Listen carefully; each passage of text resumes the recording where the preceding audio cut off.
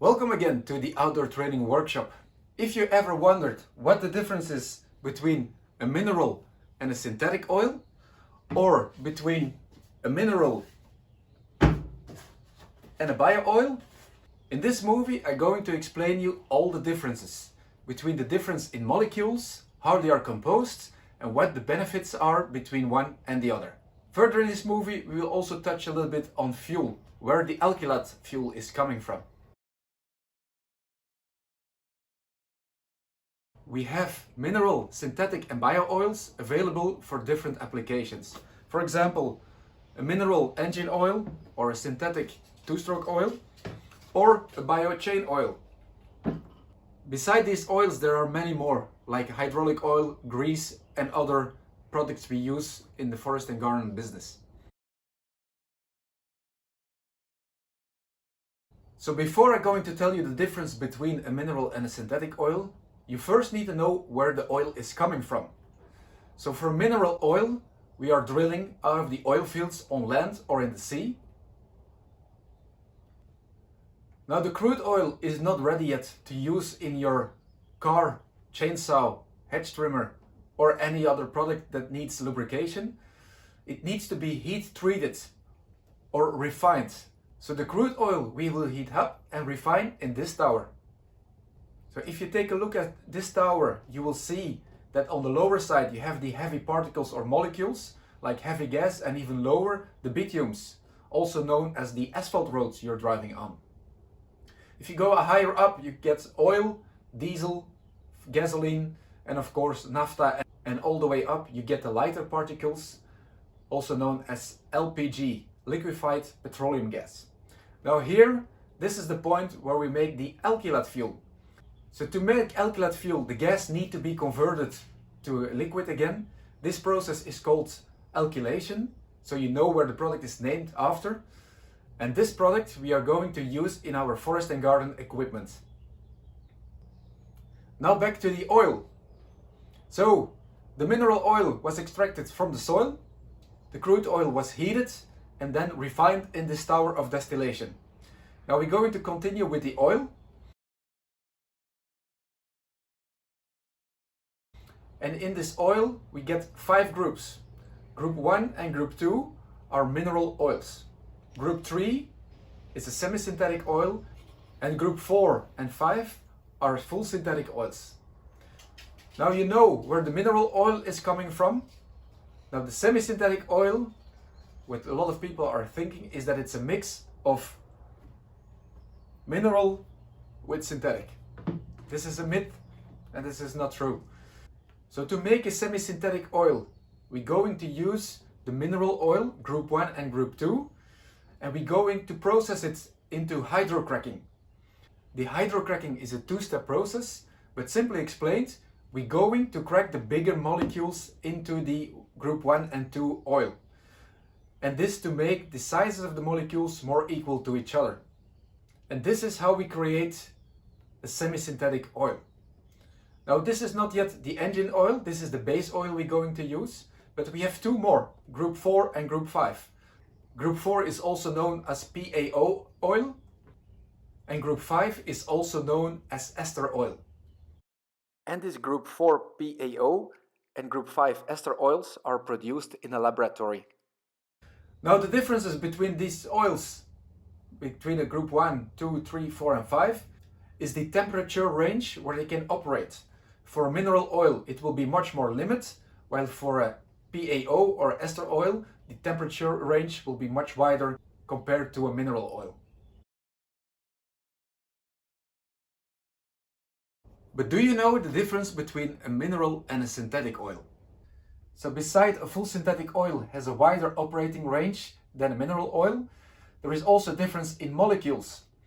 So the molecules of a full synthetic oil are consistent, so they all have the same size, while a mineral oil has more variation between the molecules.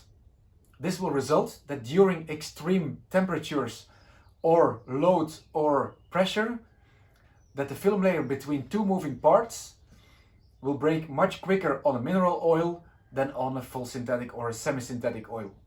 So here you see a lineup of different base oils we can use to compose an engine oil, a two-stroke oil, a chain oil, or any other. Group 1, what is a mineral oil, and group 2. If we go into hydrocrack these two groups, we will get a semi-synthetic, so the molecules are having more similar sizes compared to the mineral one, and that will result in a group 3.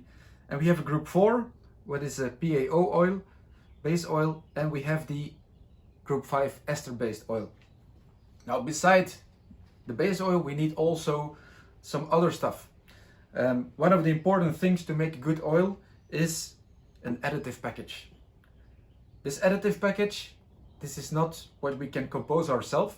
This is a few manufacturers worldwide who are composing this in function of the engine characteristics. If you want to compose an oil, you can choose, okay, do I want a mineral one, group 1 or 2? If I want to have a semi-synthetic one, group 3? Or do I want a full synthetic one, group 4 or 5?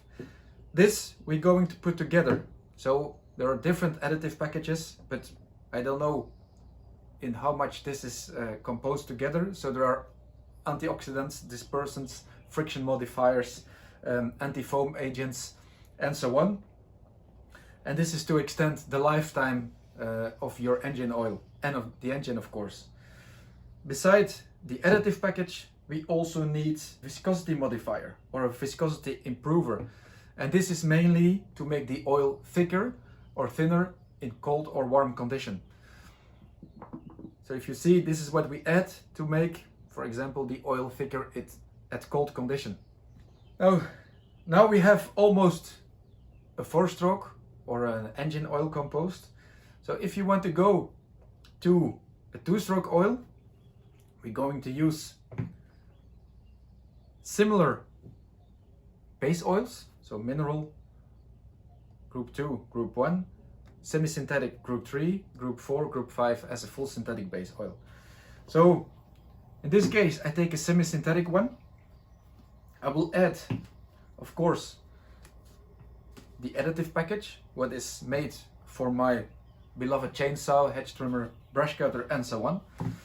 But beside that, I will also add some solvents to make it better miscible, and PIBs. And the PIBs is for the lubricity of the 2-stroke oil.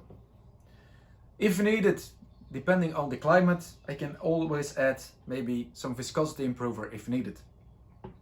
So again, base oil depends on the characteristics of your engine and how is it used and the performance of it.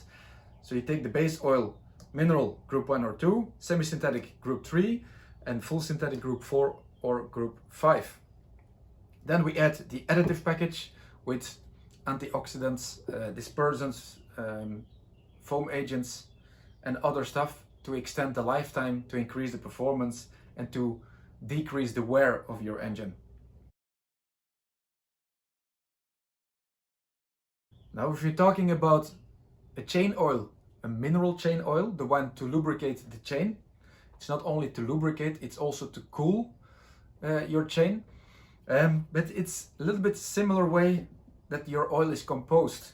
So we use one of these base oils, where we use maybe a mineral oil, group 1 or 2, full synthetic maybe, but I don't see that so often because of price. But a mineral chain oil where we add, of course, the additive package, where we add some viscosity improver to make it thicker or thinner. And just to see the difference in additive package for a chain oil, we will add also some sticky additives that makes it stick better with the chain and bar. And of course, it's not the thicker the chain oil, the better. No, the chain oil needs to lubricate the chain, but also to cool. So it needs to evaporate at the right timing. So what you see in the market, if you talk about mineral chain oil, in many cases it's a leftover that is reused as a chain oil. So if a manufacturer, a blender or any other has some leftovers, he will use those leftovers from engine oil. It can be synthetic, semi-synthetic, full mineral, He will reuse that, he will add the additive package with more sticky additives for the chain, and then he will sell the leftovers as a chain oil for your chainsaw. Now talking about chain oil, of course, we have bio oil. So bio oil is something that is made from Rapsoil. This Rapsoil will also be added with some additive package to reduce the wear, to reduce the oxidation, definitely, because the oxidation process is very high on bio oil. So we do some antioxidants inside, also some sticky additives, and then it can be used as a biochain oil. Depending on the manufacturer, you always have to check what's the shelf life of your bottle. In some cases it can be only 6 months. In other cases it can be more than 2 years. Now what about chain oil? So chain oils you can buy in any kinds of packaging from any kind of brands. So you know that mineral oil is mainly the leftovers from the engine oil where they add some new additives so it sticks better with the chain. But of course there is an environmental thing. So when you use a chainsaw often, think about the environment, because the chain oil is mainly thrown away in nature.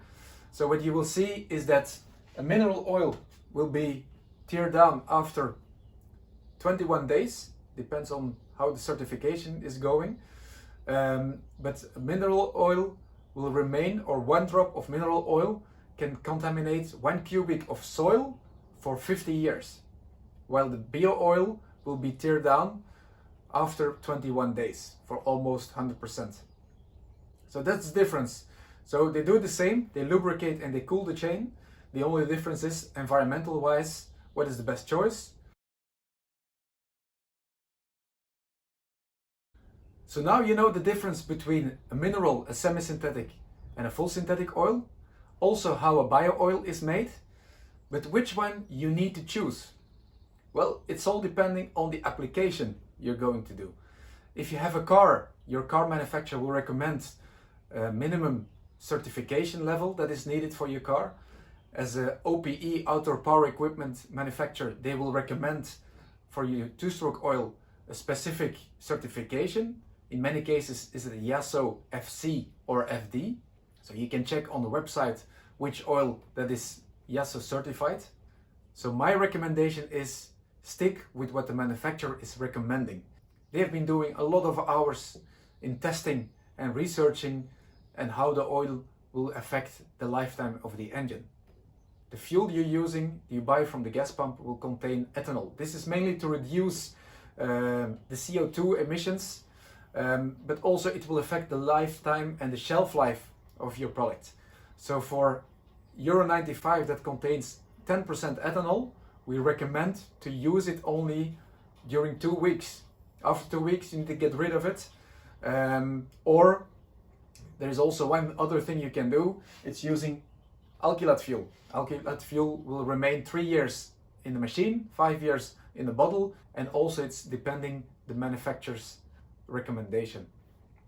Now when you blend your oil or your two-stroke yourself, I will recommend to use semi-synthetic. A lot of people will tell you that full synthetic is much better than semi-synthetic. In terms of temperature range, it's true. In terms of miscibility with fuel, that's another story. Because the semi-synthetic oil will blend much longer with your ethanol fuel, or the fuel that contains ethanol, than a full synthetic oil.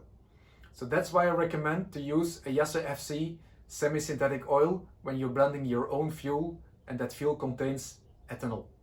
So I hope you enjoyed this video, that it was a little bit clear the differences between a mineral and a synthetic oil. Also that it's clear that the semi-synthetic oil is not a blend of mineral and full synthetic oil, that it's a hydrocracked mineral oil. And if you have other questions, feel free to comment here below or to subscribe to my channel and ask more questions or topics you want to see covered in my channel. Alright, take care, bye!